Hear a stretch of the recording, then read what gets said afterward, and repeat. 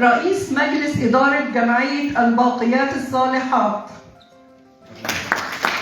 لها دور رائد في مجال رعاية المسنين لمرضى ألزهايمر، وتملك من الخبرة من الأساليب الحديثة تقديم كافة أنواع الخدمات والبرامج لفئة المسنين مرضى ألزهايمر، بالإضافة إلى تعاونها مع الوزارة في تنفيذ قوافل طبية متخصصة وتقديم كافة أنواع الرعاية للمسنين.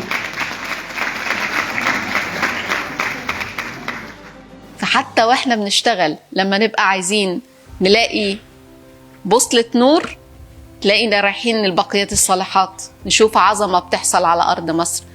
أملنا إن شاء الله نفتتح البقيات الصالحات قريب، مستشفى بإذن الله.